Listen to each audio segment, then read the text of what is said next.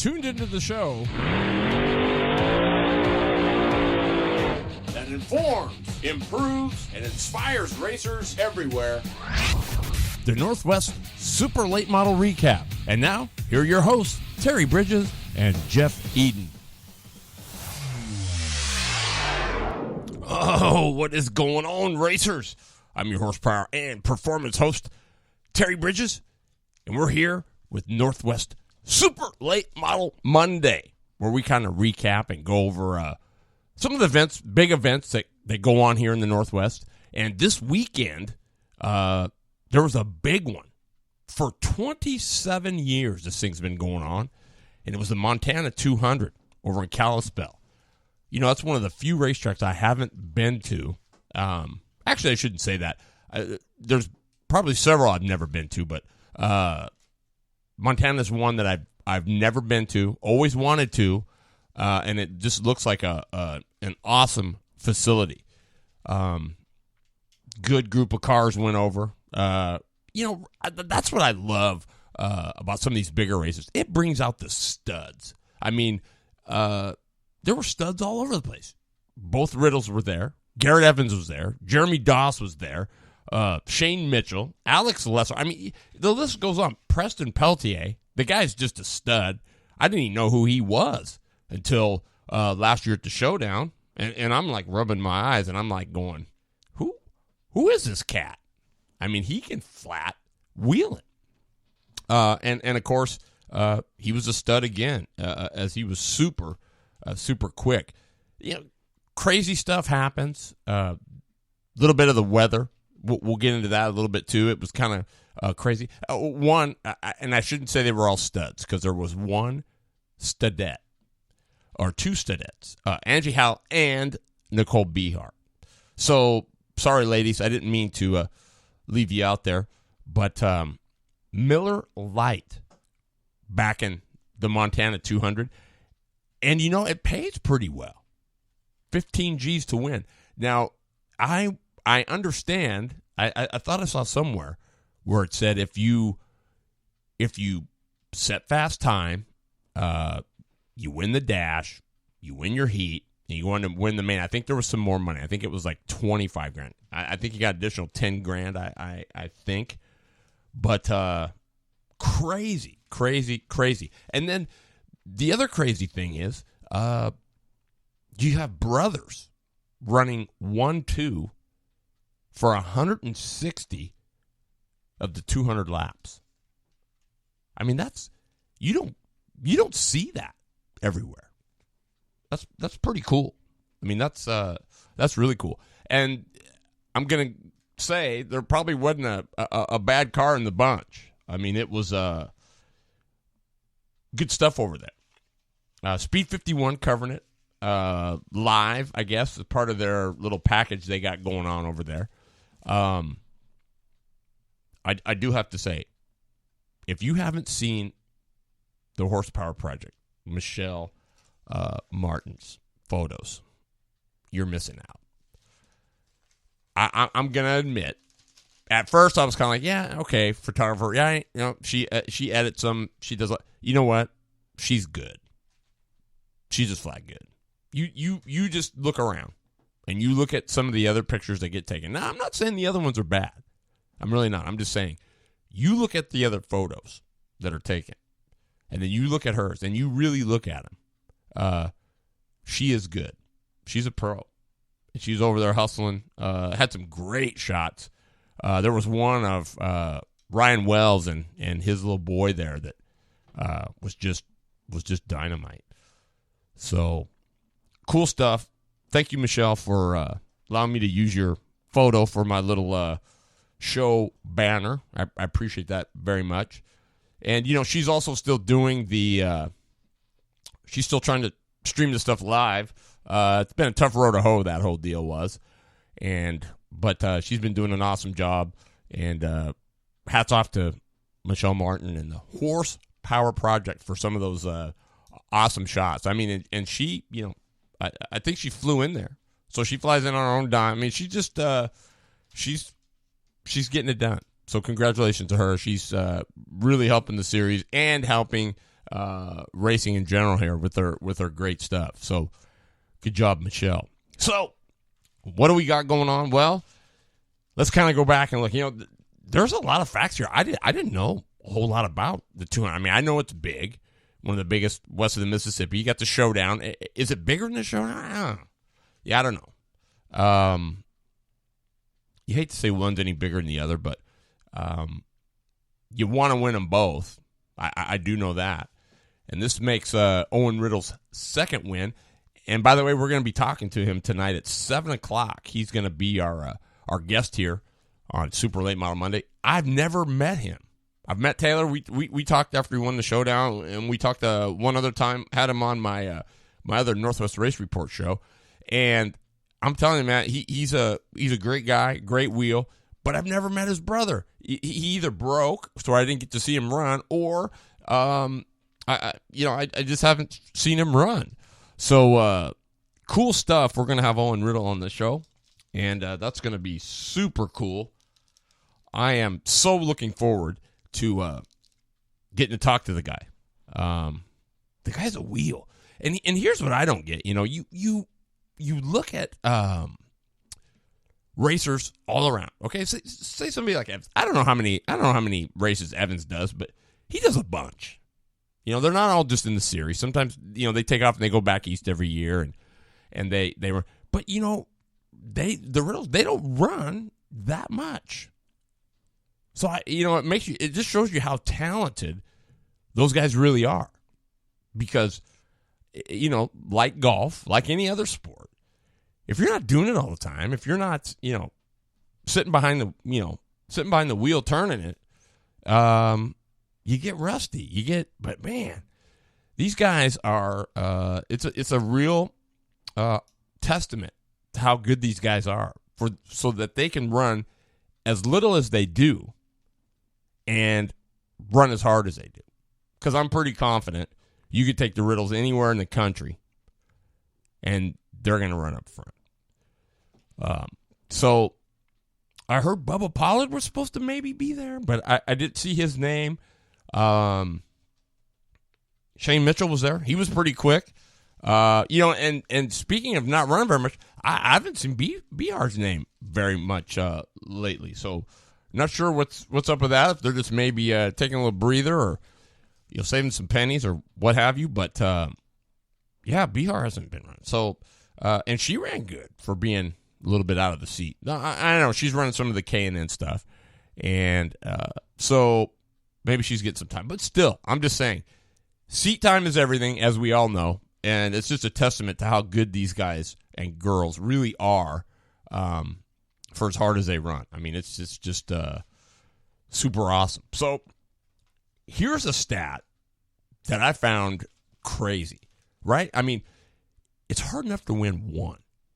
I mean, and it doesn't even have to be the Montana 200.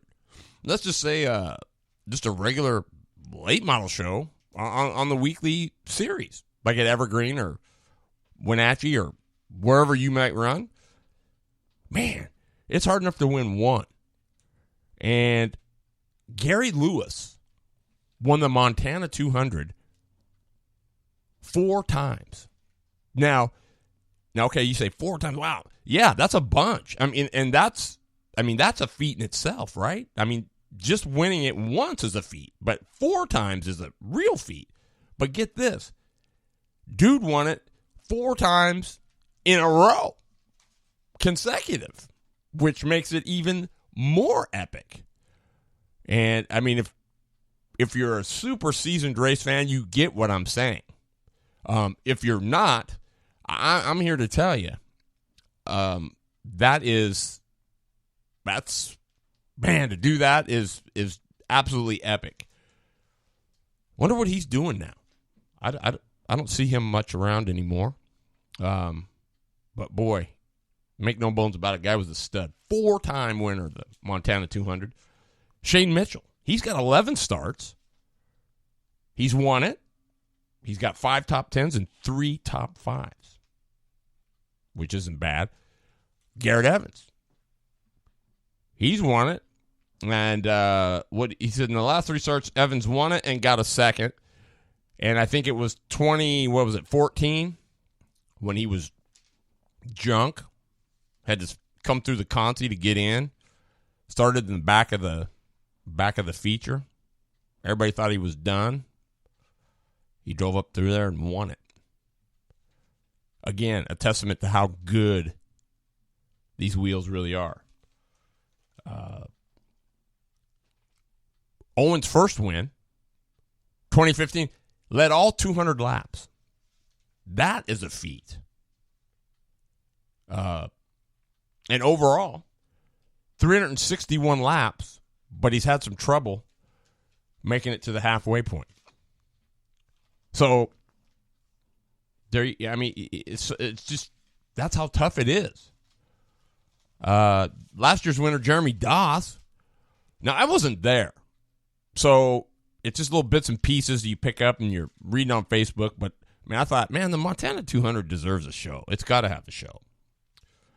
So, Doss is your defending champ. And, he's needing help to get up here. And he gets some help and he gets up here. And I think I want to say they break a motor on Friday. He said he was done, but by the looks of things, it looks like they got a motor in it. And he makes it, only to have a trailing arm break or fall off.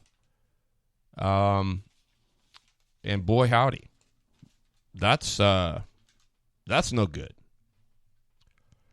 Although I'm confused because it says he finishes 18th, the defending champ Jeremy Doss, but it says he only had one lap. Well, I'm trying to figure that out because it looks like during the break they got it back together, and so I don't know what happened there. Maybe Owen can shed some light on that for me when we talk to him about the 7:00 hour. But wow, interesting facts though. It's the 27th annual event. The initial one, the inaugural one, was won by how far back does it go here? I think I was trying to jot down some stats here. Let me see if I can. I think I got them down here somewhere. Mitchell won it in 2011. Jason Jefferson won it in 2012. Jonathan Gomez won it in 13. Evans was 14. Owen Riddle was 2015. Doss, of course, in last year. So let's see. The inaugural event back in 1991 was won by Lance Wade. Now, I'm going to assume that was probably a relation to George Wade. Not 100% sure. But, yeah. Mark Grosskreutz won it in 93. 94 was Corey Wolf. 95 was Mark Owens. Owens has got a pretty decent record. He won it in 95, 01, and in 01. And then he has a top five top fives and 7 top 10s in 11 starts. That's not bad. That's not bad at all.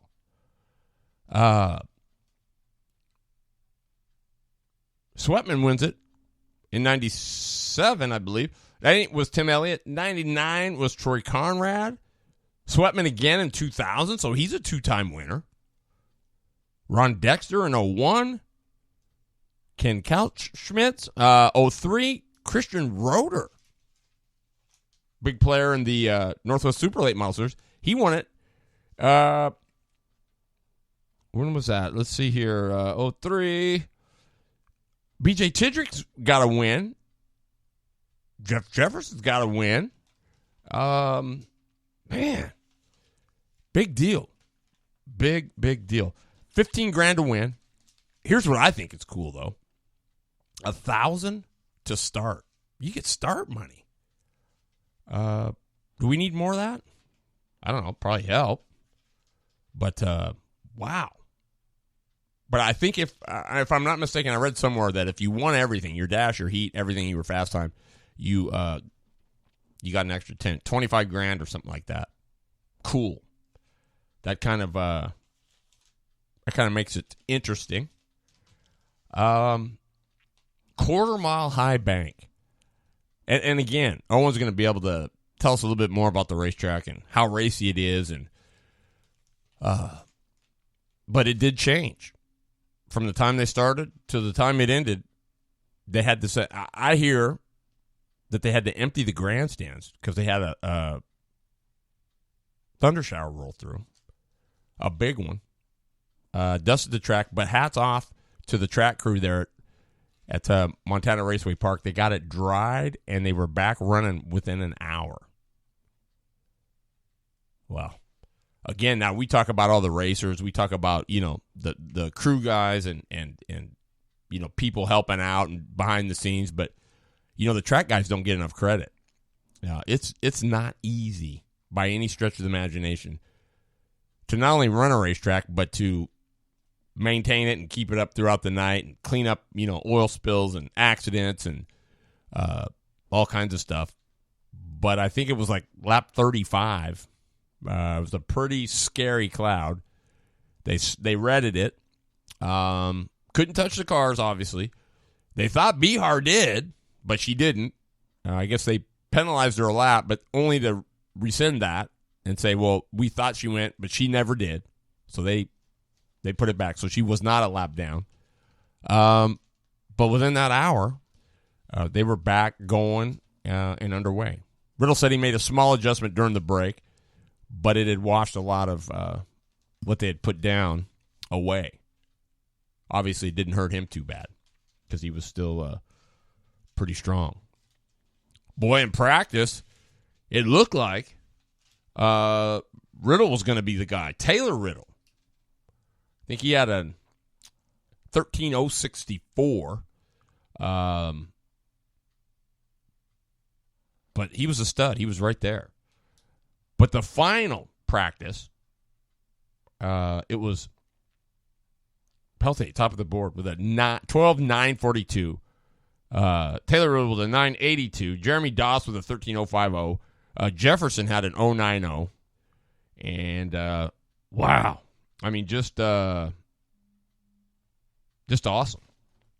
That was the qualifying there. So we're looking at it. So we get to qualifying. A 12.868 is what Peltier put down. Now, Riddle was in the 13s. Owen Riddle was in the 13s. 13.1, I think, something like that. 1.46 or something like that. He busts out a 12.895. Shane Mitchell, third quick, with a 9.08. Lesser was a 12.936, and Taylor Riddle rounded out the top five with a 12.940. It didn't get much closer than that. I mean, that's close. Usually, you go to some of those events, and it's a second right out of the gate. The drop-off is quick. Evans and Jefferson run an identical lap, a 13.049, which isn't that far off. Bird goes an 0.51, and Bihar goes a 1.31. So 7/10 spread the field, but then I'm looking at the top five, 700ths from first to fifth. That's awesome. Super awesome and super competitive. But how does it wind out? It goes Owen Riddle's your winner, Taylor Riddle second. The two brothers lead 160 of the 200 laps, or they are 1-2 for 160 of the 200. Peltier ends up third. That guy, he up here, he just can't buy a break because he was fast at the showdown last year too. Should have won that. Taylor Riddle ended up winning it when the battery let him down. But before that, it was lights out. Not even the same zip code. He made a charge there at the end, trying to run him down, and was making up some big ground, but just couldn't quite do it. Jason Jefferson was fourth. Shane Mitchell fifth. I'm going to tell you, I thought Shane Mitchell was a one-track guy, right? Wenatchee. But I have seen him at South Sound, and now you look at what he does here. That dude's a wheel, man. I never did hear what happened at South Sound. It really doesn't matter with him and Schultz, but he's a stud. He can get it done. I hear this potentially may be his last year. That would be sad for the sport, but understandable. Evans was 6th. Bihar with a top 10. She was 7th. Lesser ends up 8th. John Newhouse 9th. Angie Howe rounded out the top 10. Then Wells was 11th. Mark Dempsey was 12th. Joey Bird 13th. Clint Habart was 14th. Christian Roeder 15th. Mitch Klein 16th. I'm sure he was bummed with that one. Dawn Stagg 17th. And Jeremy Doss, the heartbreak and actual just highway robbery of the whole thing right there, was 18th. That's a long haul to not make it more than a couple laps. But again, that's racing. That's how it goes. Let's see here. I still just can't believe Gary Lewis won that thing. He won it from 2007 to 2010. Wow. 4 consecutive. That doesn't get much tougher or better than that. Coming up at the 7 o'clock hour here in about 10 minutes. I'm so stoked to talk to Owen Riddle. Gonna be awesome. Gonna be awesome. I'm thinking now. I wish I would have been there so I could actually see it, but again, I didn't. I was in Meridian though, but I didn't get to see it. But at the break, it was Owen at the 100-lap break. It was Owen Riddle, Taylor Riddle, Peltier, Jefferson, Evans, let's see here, Howell, Wells, and Newhouse. I think that was your top 10. Must have rained hard. Had to empty the stands. I think that was more due to the lightning. I don't know. I didn't hear if there was a whole bunch of lightning at all or strikes or anything, but pretty awesome for the track to get them out of the way and safety first, as always. Man, I got to get over there. I just need to. I've never been there. I want to see that. Must be something awesome because 27 years, and I think it's between that and the Showdown, those are two of the biggest events here in the Northwest for sure. Is Montana considered Northwest? I think it is. But so I wonder what Doss is thinking, That's got to be what a letdown to hustle like that, then only to have the motor break, only to get that fixed and have a trailing arm fall off. Horrible.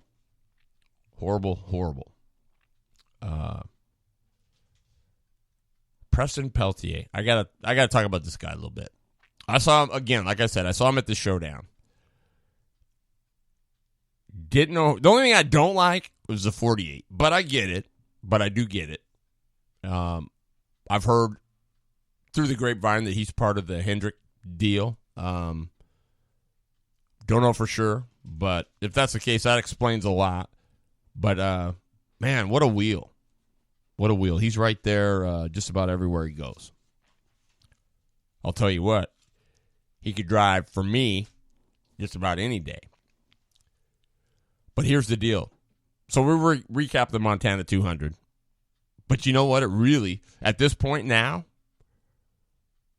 as soon as that checkered flag fell Saturday night, yeah, you celebrate a little bit, but then it's nose to the grindstone. Because then you got to turn around and you got the Showdown this weekend. Every bit as big. Maybe in some regards bigger. Just depends on what you think. I'm sure Peltier wants to go back and roll hard. It owes him one. And he wants to show that, it was no fluke. Evans was fast. I'm trying to think. Shoot, I can't remember the cat's name from Cali. He ran hard. He and Evans had to go to the back. And I just his name just escapes me, but he's from California. Oh, I'm trying to think of it here, but nonetheless, he was quick too. He'll be there this year, I'm sure. Evans will be there. I don't know if Bihar runs that stuff. I don't know. I know she's still flirting around with the K&N stuff, so I don't know.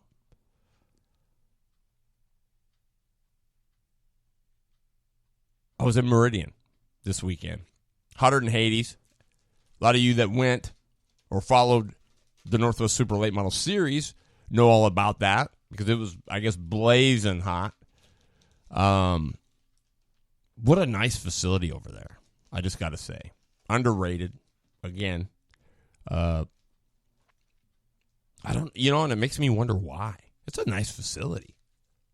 I mean, super nice.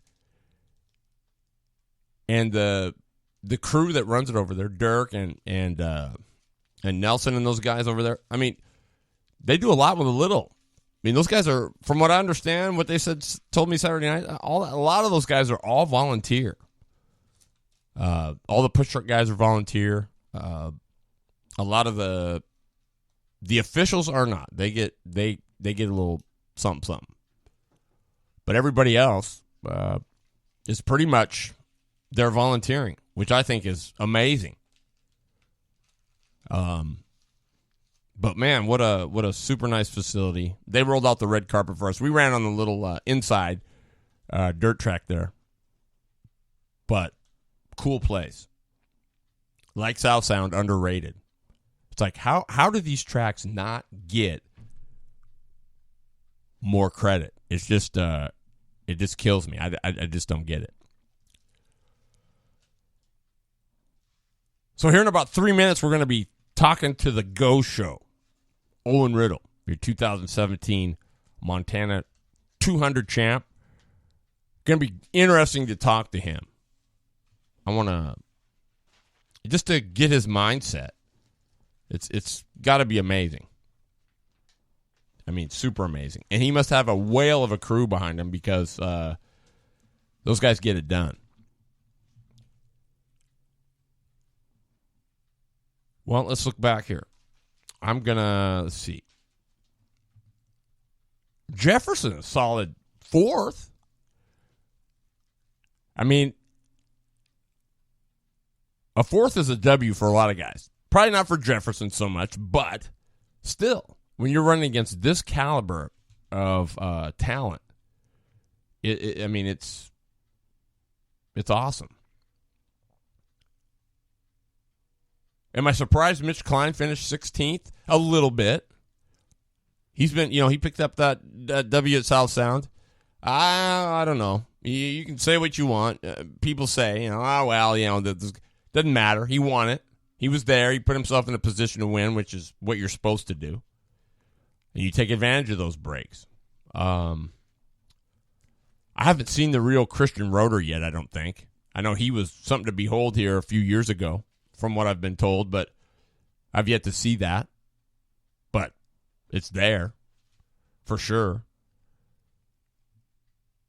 The other guy I don't know much about is Alex Lesser. I've seen him a few years back. I was up at Wenatchee and watched him roll there. Solid he was. But I think he's a hometown boy there from Montana. So, again, travel's probably a little bit on the iffy. But I don't know much about him. Wish I did. I'll have to follow. Nicole Bihar, been following her since she was racing go-karts. And I will say, the success that they're having now wasn't quite so much in the karting game, but does it mean she was bad? No. Just means, karting's a whole different breed. They're harder than cars to tune. They're just tough. But she's been getting it done. The whole mess when she went back east, I don't know what that was all about. Doesn't really matter. It's a shame. I think she's more than talented and can get it done back there. but it's the area in which we live, I believe. It's just the Northwest. Out here, I mean, they'd rather close tracks than, have them running or open, whatnot, except for the few that are here. There's just, there's no backing behind it. There's no big backing like it is back east. You go back east and you walk out on your front porch 40 miles any direction, there's a racetrack. They're probably running 3-4 nights a week. There's my man. Owen Riddle, what is going on, man? Not much. How you doing, Terry? Dude, I just got to tell you, man, number one, I'm super stoked that you could do this because I'm just dying to talk to you and find out more. I wasn't there, so it's hard for me to kind of get a feel what went on. But, man, welcome to the show, and thanks for doing it. Oh, thanks for having me. I appreciate it. For sure, man. So tell me a little bit about your background. I mean, how long have you been racing? I started full-time in 2007 at Yakima Speedway. Was my rookie year. Okay. Yeah, so I guess you could say 10 years. So no, I'm going to assume that I'm quite a bit older than you. So I'm 31. Oh, yeah. 54. So just a little bit. Yeah. So what's your relationship to Harry Jefferson? Harry Jefferson? Harry Jefferson just kind of I guess you could say a family friend. He's just kind of always been around a little bit. And when Taylor started racing, Harry kind of came around and helped him out a little bit, just teach him a few ins and outs of how it all goes about. And he's just kind of, he just kind of comes to the races and enjoys just kind of hanging out with us and just, just being around it. For sure. Here's what I'm going to tell you.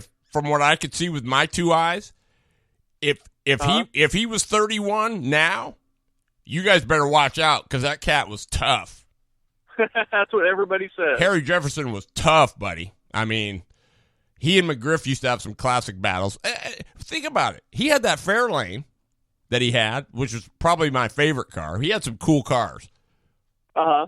But nobody wins. What, he won like 26 out of 28 races or something one year back then? I mean, who does that? I know there was a couple years that he flat took home some money. Killed him. I mean, Yeah.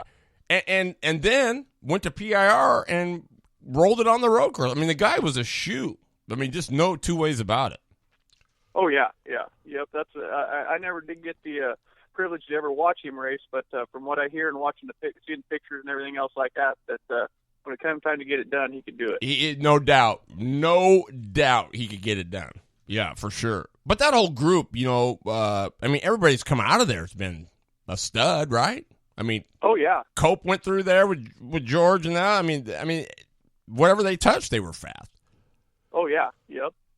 So here's my deal. Here's what impresses me the most about you is up until a little bit ago, I'd never heard of you. I was like, man, I think you won over at Yakima. I'm like, God, who is this Owen Riddle dude, right? Because I'm a huge Garrett Evans fan. He, boom, just my man.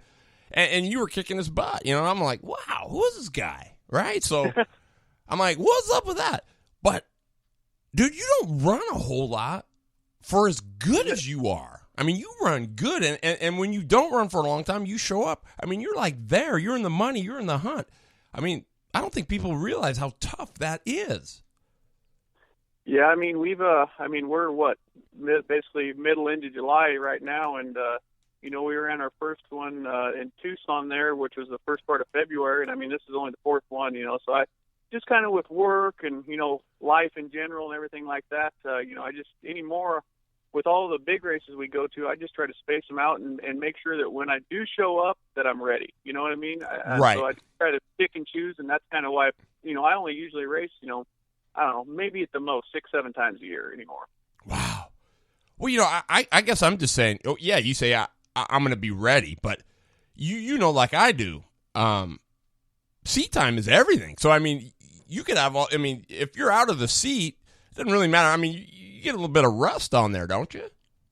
Oh, yeah. Yeah, for sure. Definitely racing every week will definitely make you better, and that's for sure. And I'll be honest with you, at this point, the reality is this is as far as I'm going to go. So I'm going to take it at this time. I'm going to have fun with it, So, the kids that are really good, that are going to, move on up the ladder, they got to be racing every week, but to get better. But yeah, I know what you mean. It is definitely, when I go back, there is a little bit of rust, that's for sure. But luckily, I've been able to shake it off pretty quick here this year. So everything's kind of lined up. Mm-hmm. So, there's so many different ways to go about stuff and whatnot. But I mean, overall, what do you think when you're setting up your car and you're getting ready for one of your big ones? What's the most important thing in your setup? I mean, is it the numbers? I mean, are you know what I'm saying, or what? Yeah, I mean, I think it is the numbers. Taylor and I have a little saying. We'll go through there, and you think something's supposed to be a certain number, a certain weight, or certain measurement, whatever you want to say, and it's not. And like he and I both say, well, you're only lying to yourself. So if you don't make it right, but he and I have been fortunate enough that we have really good notes, from track to track, and we just kind of have a really good baseline, and it seems to, work fairly anywhere we go, and so we've been pretty fortunate enough with that. Right. Well, I guess talking with Taylor after he won the showdown last year, and then there was I think it was at Yakima. I was thinking it was a fall class where I guess he run the tires off of it, and it kind of got away from him. But he said, so I learned a lot about tire management. That's my big question is, okay, everybody, most people in the stands are thinking, man, I'm going racing, right? The green flag drops, and I'm out of here. Yeah. What's the mindset? I mean, how do you conserve tires? I mean, that almost is like an oxymoron. It's like, conserve tires, what? I mean, I can't go slow because everybody's going to blow by me. Exactly. So how do you do it? I mean, what's the thought process? I mean, it's came for me. It's came with time and with laps and experience, and you can feel if you're pushing that right front too hard, or if you're leaning on the right rear a little bit too hard, and it just any more of these longer races, when I was younger, they dropped the green flag, like you said, I'm headed to the front. You know what I mean? I'm going to get up there, I'm going to lead every lap. This way it's going to work. But here the last couple of years, I've learned that you have to be there. If it's a 200 lap race, you got to be there at lap 150 if you're going to have a shot to win it. So that first 100, if you're going to come in and put tires on or something like that, you just kind of pace yourself. And I mean, anymore, I just kind of get in a groove and I pick a lap time or something like that. And, just kind of everybody wants to go forward, go ahead and go around me. You guys go forward. I'll catch you there before the 100 when you burn the tires off the thing, So right. I don't know if there's really a good way to answer it as far as the best way to save tires. It's just kind of all by feel, I guess. Absolutely. It makes sense. Well, I had a little dirt late model that I ran down at Willamette Speedway for like 10 years. We just went there like you, that we couldn't afford to go run around, but it was every Saturday night. Mm-hmm. But there was a lot of guys say, man, we qualify and the track would change, and then come main event time, it was like, holy crap. For me, if I qualified good, I don't know if it was a mental thing or what. If I qualified quick, I knew I was going to be good. Now, whether or not I'd win it, that would be, yeah, but I knew I was going to be there. But when they threw that flag and you go into one and coming off, it was either, oh, baby, they're in trouble, or it was, oh, man, it's going to be a long night, right? I mean, almost instantly, I could tell. Is that kind of the same with you? Can you do the same thing? I don't know if it would be instantaneous like it would be on a dirt kind of racetrack or something like that. But, there's been times, like you said, you go out there and you knock off a lap in qualifying and you sit up there in the top and you think, okay, well, obviously the car is capable of doing it. Now it's up to me to do my part behind the wheel to hit my marks, to do all that stuff. But, yeah, for me, it's more kind of I'd say, 20, 30 laps in, because, the first 20 laps, especially at the start of a race, everybody's got new tires on the thing. Everybody's Superman. It kind of hides all your flaws if your race car has them or what. And you get going on, like I said, 20, 30 laps in, that little bit of new, it's kind of gone. So now the race car is showing its characteristics. Is it going to go forward? You're going to go back? You're going to be tight? You're going to be free? What are you going to be? So for me, that's kind of the turning point. I'd say 20, 30 laps into a race, I've got kind of a better idea of what the car is going to be like. Mm-hmm. So have you ever been in there and just went at 30, go, oh, crap. this thing. Oh yeah. I mean, I've chased the Fall Classic down there at Yakima a lot, and there's a couple years, I want to say, I think it was the first year Cameron Haley won, 2013, and then you practice all day and you think, okay, it's not as fast as he was qualifying, but this is going to be a good race car. We got this. They drop the green flag, and I mean, we're 5 laps in, and the thing's shoving like a dump truck, and pretty soon they're running away from you, and you go, well, it's going to be a long 100 laps to get to the break here. So, yeah, I've had nights like that. Is it ever bad enough where you say, I can't wait till the 100? I got to do something now. Honestly, I've been fortunate enough. I've never had a race car where I'm like, I don't care what it is, I got to come in and make a change. I've been fortunate enough that's never happened, but I have seen people where they're just like, yep, we got to throw something at this thing because it ain't going to make it. Right. Yeah, man, it's got to be. I mean, people just don't. I mean, even the fans, until you've done it, it's really it's really tough to describe.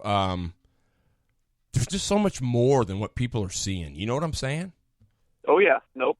Exactly. There's just so much more. I mean, it's not anything in particular. It's just a whole lot of little things that you're just going, sheesh. It's just crazy to me. So when I watch you guys, especially like I was saying earlier in the show when I said, I don't think people understand just how talented you are and your competitors because, I mean, let's face it, you're only running 6 or 7 times a year. I mean, I know Garrett runs more than 6 times a year. Now, oh yeah, that might be changing, but 3 times that. Yeah. So I mean, that's a true testament, man, to just how good you can wheel that bad boy.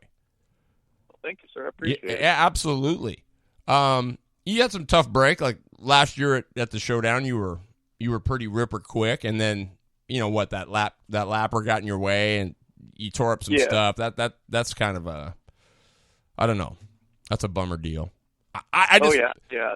The last year was definitely, if anybody says that you have a rough luck year, or whatever, a slump or whatever you want to call it, that was my year. It just seems like we had fast race cars. I felt like every race just never had a chance to show what they had because of some weird thing coming, doing, whether it be a break and axle at the Fall Classic, on the warm-up laps, have a race car that I thought was capable of winning that thing.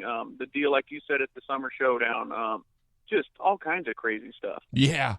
And I mean, and I was just kind of looking at the qualifying thing and the practicing. Obviously, Friday practice there, yeah, you want to get there. You want to get in the seat, shake it down, do some stuff, make sure nothing's going to fall off, and get some laps. So, but I also look at it and I go, you watch some of these guys and it's like they're practicing like they got to find that 3/10 or 4/10 or a half, whatever it is. Like they got to find it that day. And I'm like, why are you wearing the car out? Why are you wearing the motor out? I mean, it's like you're as good as you're going to get, but today it really doesn't matter, does it? Yeah. I mean, it's like get it good if you're in the ballpark. Good, we're good. We don't need to wear it out. Tomorrow's going to be a completely different day. We're going to qualify at a totally different time. Why go out 50 times and risk tearing the car up if something happens?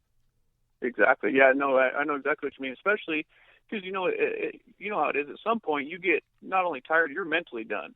So you need to park that thing. You need to sit back, and then you need to go back and evaluate everything you did for the day, and try to figure out what you're going to do tomorrow to make it better. And like you said, it's always a different day, different temperature. The track's going to change everything. Mm-hmm. So now you're sitting there and you're like, well, shoot, where'd that half a second go? Well, that's just the race. That's just a different day, right? I mean, yeah, crazy. Well, and that's what I noticed. You were at a 13, like I don't know, 140. I mean, plenty quick. Yeah. But then you bust off that 895. Were you surprised at that, or did you kind of know? Honestly, the last couple of years we've been over to Montana. We've practiced, and I know what the car needs to feel like, if that makes sense. Yes. And like I said, yeah, we went that 13, whatever, 14 or something like that. And I'm like, okay, it's there. And I don't know if really explain it. Yeah, I was a little bit surprised that we went that fast. I was surprised that everybody went that fast, to be honest with you. Taylor and I talked, and I thought it was going to be a 13.0 would be fast time, something like that. Right. When Preston laid down that 86, I'm like, man, that's pretty stout, But he had made mock run after mock run after mock run. I'd watched him taped up and everything like that. So I knew that he'd been working on his qualifying pretty good.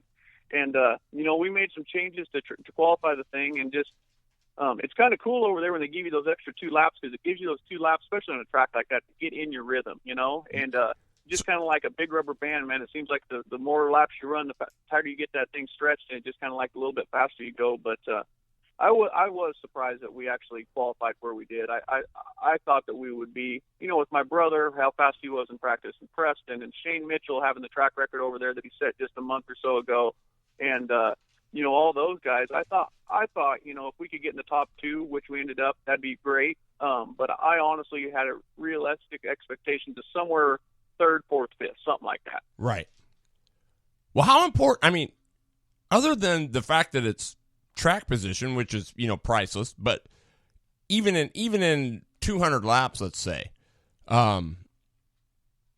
this qualifying, I mean, it makes that difference because you don't want to have to come through the back of the pack with all the potential incidents. But how important is qualifying? Yeah, Montana, it's actually pretty big over there, because that track is, like you said, track position is golden over there, and it makes your life a lot easier, especially on restarts, because that place is tight, and if you're 3rd, 4th, 5th, like that, man, I've been there. I've been that to where you run 3rd, 4th, 5th all night, end up coming home 3rd, but every restart, it's just a dogfight, because everybody's trying to get to the bottom, and you're trying not to get pushed up into the fence, and you're trying to, it's tough. So when you can qualify well over there, and start up front, and kind of, especially if you're on the pole and you can dictate the restarts, and it makes a lot of difference. Wow, that's some interesting stuff. 700s was fast time to 5th. Your brother was 5th, dude. That's mind blowing, right? And and it was still. I mean, and I think it was the top 10 was 7/10. I mean, yes, that's a lot if you're searching for it, but I mean, if you're looking over an entire field or whatnot, I mean, 7/10 isn't. That's close. Oh yeah, especially, yep. Because you don't know who's really junk or who made a bad lap, right? I mean, who knows? Exactly, that 940 that Taylor did, he kind of made some mistakes, and he might have been that 86 if he hadn't done no, that. and he's kicking himself too, because he did overdrive the money lap a little bit, so he left some out there. But yeah, like you said, you don't know who nailed one and who just flat missed one and left it out there. So, yeah, there's always that guy that, like Taylor, he started 5th, and him and Preston, I was worried to death about him, but I knew that Taylor had a fast enough car. In practice, he showed that even though he's starting 5th, there's going to be those people that are they're going to come. They're going to, if you're leading, they're going to come up there and try to take it from you. Right. Yep. And your spotters are pretty huge, too, for you, I would imagine, too, right? Because they're doing more than just telling you that you're clear or watch for the spin in turn 1. I mean, they're helping you kind of pace yourself. Yeah. Especially on a track like that, because, that place is so tight. You end up looking out I would say, 8-inch by a foot section of that windshield all night long. You're staring right down at that corner, and you're just listening on the radio, and he's telling you, not only, like you say, clear or wrecks and all that, he's telling you, how far Taylor's behind me. He's rolling you on entrance, rolling up to your bumper on the center, you're leaving him off the corner. All kinds of information like that. Or, he told me there at the end, he said, you're 8 out on Taylor. He's 10 out on Preston, but Preston's coming hard, and then he said, all right, Preston's on your brother's bumper. You're still 8 out. You need to go here if you can. He gets around him. He's going to be coming on us. And it's all that little bit of information that you don't know what's going on behind you. You got mirrors in the thing, but when you're turning 13-second laps, there ain't no way you're looking in them. No way. So and if you are, you're not going to stay there for very long anyway. Exactly. So under caution, what do you want to know from your spotter? I mean, you just don't want chitter chatter. I mean, you want to know some important stuff. What are some of the things you really want to know under a caution?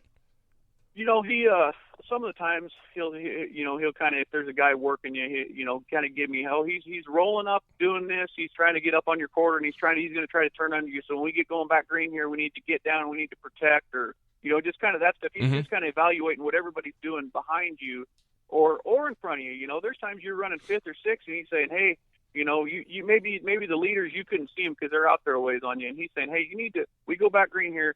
You need to watch these kids up here on the front row. They've been getting pretty aggressive with themselves. There could be a wreck, or you need to be on your toes. So it's all kinds of little information like that. Basically everything else that's going on throughout the race that you don't know about. Wow. That's awesome.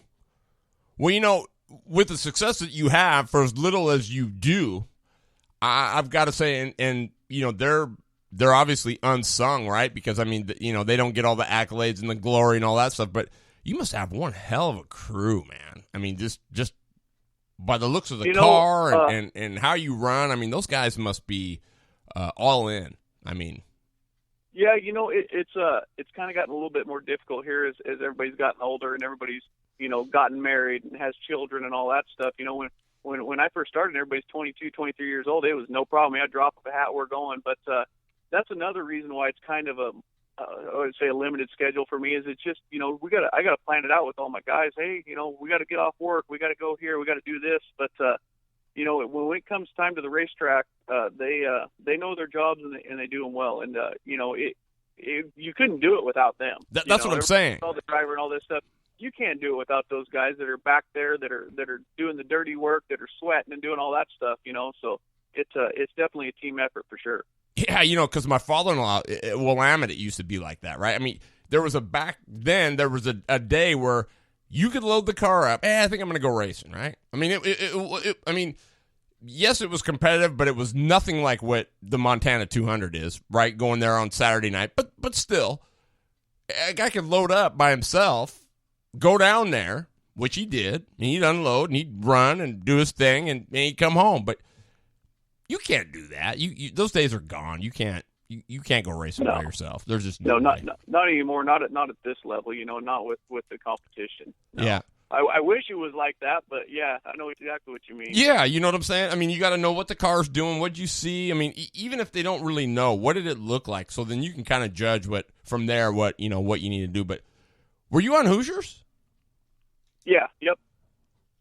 Is that the only tire they run? I mean, Hoosiers, and that's about it, really, for you guys, isn't it? With the super late model stuff, pretty much Hoosier. At South Sound, I believe they run like an American Racer, and I think they're on a treaded Hoosier up at State Line. But when I first started, we were on a Goodyear, and I want to say that ended about around 2010. Goodyear kind of stopped producing really a short track late model tire. Yeah, I remember back in the tour days, they had those, T20s and T30s or whatever, and those were the hot deal, the Goodyears and stuff. But I don't know. I mean, do you know why they quit? I mean, was it? Honestly, I don't really know. I think that, with doing all the Cup stuff, and all that, Mm-hmm. So I would say that they're more focused on that. Right. So you and Taylor were in the some of the notes. It says you guys were 1-2 for 160 of the 200 laps. Dude, that's crazy. I mean, that's crazy. And then you let it for all 200. The year you won it, the first year you won it, right back in 2015. Yeah. Yep. Do you like the 100 lap break, or do you think it should go all the way? I like the 100-lap break. It's there's two ways to look about it. If you're leading, you don't want a 100-lap break because you don't want to give your competitors a chance to make their cars better. But you're running second, third. Yeah, you want that break. You want a chance to make that little fine-tuned adjustment. You hope you make the right one and the guy leading makes the wrong one. So it's kind of a catch-22. Right. Are you guys discussing that before the break? Or are you going to wait, or do you wait and kind of evaluate it then? Because, I mean, don't you have to – go ahead. Usually under caution, somebody on the crew, kind of a guy that kind of oversees them all will say, hey, what's our hot rod like at this stage of the race? Or, what do we need to do? Or we're coming to the break here in 20. Maybe, we're free off. Maybe we need to make a track bar adjustment or something like that. There's a little bit of discussion, Mm-hmm. But, like for me, I pretty much, make all the calls on what we're going to adjust from the seat. So, like at Montana, I really didn't say much. We didn't say much. The car was good the first 100. Only thing I asked him is when we took the yellow there and gridded up behind the pace car right before we came in, I asked him if our tires that we were going to put on at the stagger was really similar to what we just had on. before I decided what kind of an adjustment I was going to make. So, I like the brake for sure. So there's that possibility that the set that they're going to stick on for the second half maybe didn't quite come out as good as the set you had on there, right? What are we talking? Oh, yeah. Quarter-inch difference or something? Exactly. Yeah, you may have a little bit, maybe you're a little tight, and your second set you're going to put on's got a little bit more staggering. Well, that's going to free you up, so you don't want to make a adjustment to the car as far as chassis wise. It's going to free you up because it's kind of a double adjustment, if that makes sense. Yes, it does. Perfect sense. Wow, interesting. So, is it the whole package that you love, or is it the dinking in the shop and seeing if it's going to work on the racetrack, or is it? And again, it's going to be hard for people if you haven't done it. It's like there's nothing better than being in the seat, man. You just can't. It's indescribable, I think. You know what I'm saying? Oh, yeah. Yeah, I mean, honestly, I really enjoy all of it. I really enjoy when I have the time, which is very rarely, I like building the cars. I enjoy, when you get it, you get the body on there and you're going to do the inner tin and you're going to try something different, or you're going to build a different dash, or you're going to, that kind of stuff I really enjoy. And it's really gratifying when you finally get one back of powder coat and you put it all together. That's the cool part. But like you said, when you finally get it and you get to take it to the track and the thing performs the way that you hope it's going to perform, there's nothing better than that. There isn't, man.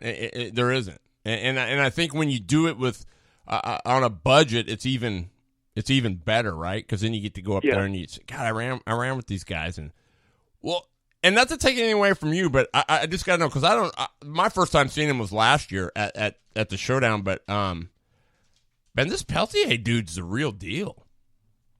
Oh yeah. No, he's no slouch, that's for sure. No way. No, I mean, none of them are, right? I mean, no. I mean, you're gonna run around there that fast, and especially somewhere like Monroe or even a Montana that's a little bull ring. You gotta know what you're doing. You gotta have all your ducks in a row. Mm-hmm. Shane Mitchell as well. I mean, I gotta say honestly, I thought, man, yeah, the guy runs good at Wenatchee, but you take him somewhere else, and what are you gonna have? Well, he showed it at Southtown. He was killer. He looked like he was. Oh, yeah. He was quick there too. So. Crazy. Shane is one of the toughest people that if you have a car and you're a little bit better than him, he'll give you room, but he is going to race you hard. He ain't going to just roll over and let you just take it. He's a tough dude to pass, that's for sure. I'll give you room for 4 and nothing more. That's it. Yep. You need 80 inches. All right, I'll give you 81. That's all you're getting. Yeah. Something like that. Yeah, he seems like it's tough. So throughout all the years that you've run, I mean, is there one guy that you could say is well, I asked Garrett the same question, and now of course I'm gonna Monty English was his toughest competitor. Okay. Yep. Do you have one? Is there one guy you say, gosh, whenever I'm racing with this guy, I mean, it's just crazy. He is just so tough. My brother is definitely tough. But man, honestly, Garrett is probably one of those guys to where he is just there and there and there, and he's that guy that you watch and you say, well, that he can do it. There's no doubt in your mind that he can do it.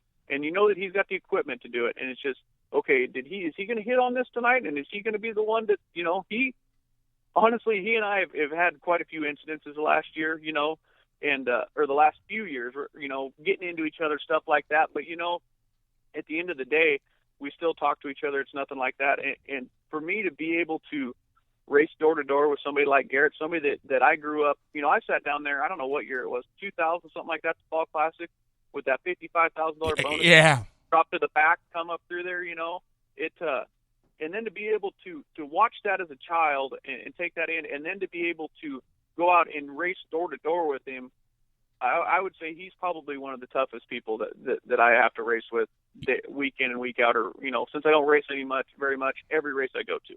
Yeah. And it doesn't seem to matter where he goes. He's fast. No. And that, as I'm sure you can attest to, is super tough. I mean, we can all be fast if we run Yakima every week, right? And that's all we see. I mean, once you nail it, you nail it. But, man, to take it and go here and there and everywhere, it's a JLB, man. It's a JLB. Oh, yeah. So are you going to do you want to get in a K&N car? What's that? Do you want to get in a K&N car, or are you? I actually ran a K&N race, the one up at Spokane in May. I ran that one with Jefferson Pitts in their third car, just kind of a deal, to where Jason Jefferson, crew chief, me, and it was a deal to where Jeff and I talked about it for 2 or 3 years ever since he's had his team, and just could never put anything together. Because he's busy, and it's hard when they've got 2 full-time drivers signed up to kind of make that third team work, and we just kind of made a plan this winter. That's the one we're going to do, one way or the other, that's the one we're going to do. And it was kind of a bucket list type thing to me. I always said, I want to drive one of those cars. I just want to see what they'd race like and all that stuff. And, I think we started 9th, finished 8th. We didn't have a car capable of winning or running with Todd Gilliland, but I had fun. I enjoyed myself, and it was a cool experience. I bet it was. I'll bet it really was. Well, man, how about dirt? You aspire to try that?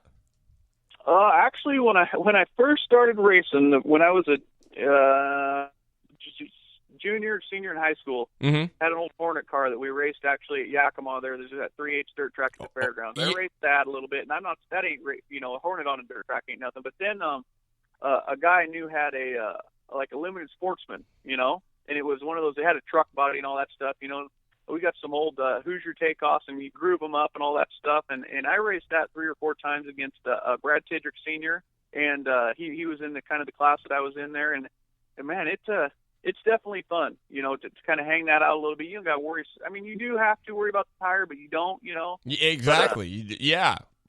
I was 18 when I did that, and I've never had a chance to go back and try any of it, but I think it would definitely be a kick in the pants, for sure. Oh yeah, no doubt, because Garrett came and drove mine, and this, like you, I was just a huge admirer, right? So I was like, he sent me a pattern for his number. You know the drill, right? So yeah, he flies in, we get him. I'm pretty sure he thought it was like a jalopy or something. I'm pretty sure. And so when he got there, I think he was a little stunned because he was pretty quiet for about 20 minutes, and he calls up Vicker and he says, "Man," he says, "they got the pattern bar mounted on the left, and he was just blown away at all the, because they say dirt cars are like Indy cars compared to the pavement ones, right? That are just 3-point and not the 4-bar and swing arms and all that garbage. Yep. He went 4/10 quicker than I ever been in a car. Never seen the dirt, and he should have won it. Drive shaft broke, the front yoke broke in half, but I think you would be just awesome on the dirt. I mean, I don't think there's too much difference. I mean, on what you have to do. I just think it's all the same. It's just a matter of getting used to that feel that you say, right? You don't have a feel for what they're supposed to be when they're really good. So, that would be the only thing you would have to get. But I think after that, you'd be flipping rip. So are you going to run the showdown? Yeah. We're actually, we're just putting the graphics on the car that I'm going to take to the showdown right now. So trying to get everything ready for that. So it'll be a busy day tomorrow, and then we'll load Wednesday morning and make the track over and hopefully get unloaded there by Wednesday night and start the whole process. And then now, and I asked Taylor this earlier when we were texting, though, but it was like, so are you guys planning to run any of the Northwest Late Model Series events, or is it just... we're going to run the Sun City race they have there in August. But we'd like to run some of those races. It's just kind of the way that the whole deal is lined up, with the bigger races, and they're kind of having their deal. And we're going to run that one, but, it's kind of, I guess we're a little bit reluctant to run the series just for the simple fact that they have some drivers in that series, Jan Evans, Brittany Zamora, Brooke Schimmel, a lot of those younger drivers that are really kind of developing. I think that's a great series for those kids, take them to different tracks, all that stuff. They have a really good deal. And I don't know if this is the right word, but you don't want to, I guess, show up and just stink to show up, if that makes sense. You know what I mean? Mm-hmm.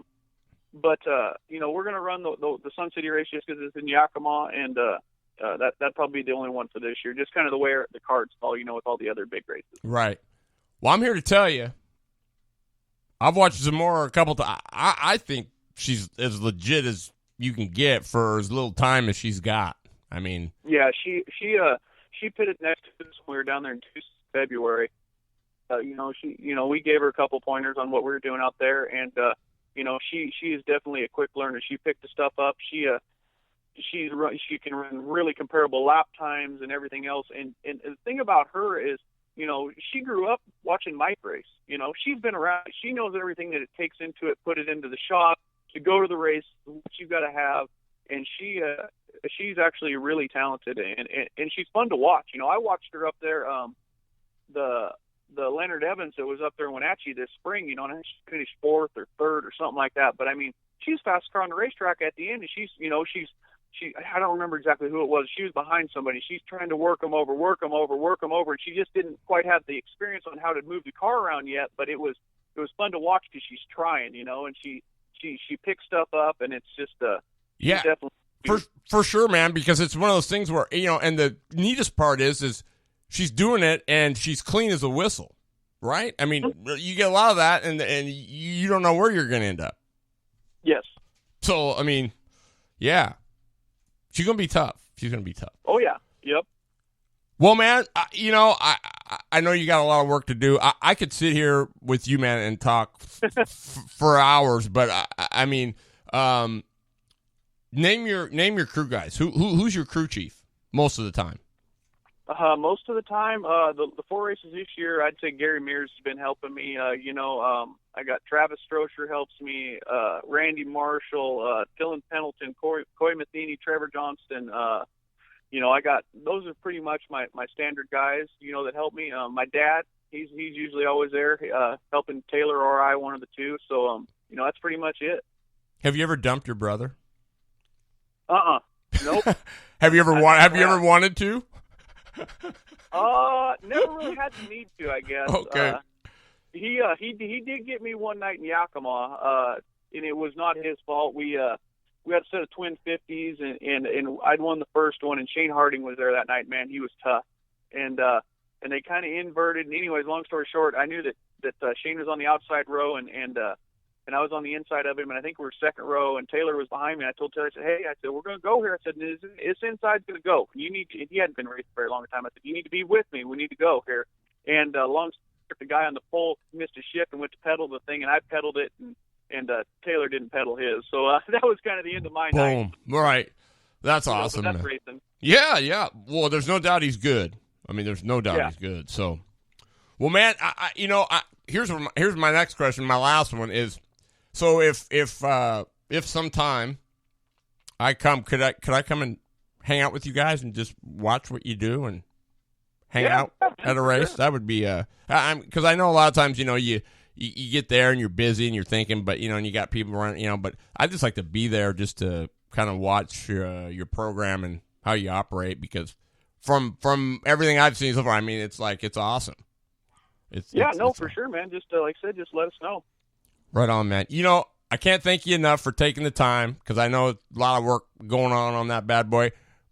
But, dude, you're awesome. I just got to say, you're as cool a guy as you are a good race car driver, and I just appreciate you so much. And thanks for taking the time. Good luck this weekend. And hopefully, because that place owes you one after last year. Yeah, no, for sure. And thanks for having me on tonight. I appreciate it. It's a pleasure talking to you, for sure. Yeah, for sure, Owen. Thanks a lot, man. You take it easy, and good luck this weekend. All right, thank you. Okay, bro. Night. Okay, bye-bye. Okay, bye. Wow. What a guy. What a guy. Owen Riddle. Winner, Montana 200, 2017. The guy's a stud. No two ways about it. And as good a person as he is a racer, from what I can gather right now. So, Owen, thanks a lot, man. Appreciate you so much. Those of you listening in, or those of you that are going to listen in, appreciate it. Tune in Wednesday nights Northwest Race Report, 6:30 to 8. We kind of recap a whole bunch of different things. We have different topics. We have different little things we talk about, from karts to cars to a little bit of everything. Sprint car stuff. I got Sean in the dirt helping me out. He's been doing some cool stuff because you can't be everywhere. So big shout out to Sean Holbert, Sean in the Dirt podcast. You can check him out. I'm sure everybody knows where he's at. So give him a listen to too. But we'll be back Wednesday night. And we'll be getting it done on the Northwest Race Report. You can always listen in. You can go to terrybridgesracing.com/listen-live. There's a player there. You don't have to do anything. It should automatically play, and you'll be good to go. So give us a listen. See what you think.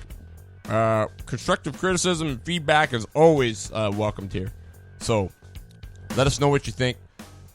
Big shout out to Owen Riddle, the Montana 200 2017 winner, for taking the time out of his busy schedule to sit in and kind of BS with me. Appreciate that so much. And to all the racers that made the show, didn't make the show, y'all bring something to the table. And hard work never goes unrewarded. Remember that. So until next time, thanks for tuning in to Super Late Model Monday. I'm your horsepower and performance broadcaster, Terry Bridges. We'll see you next time.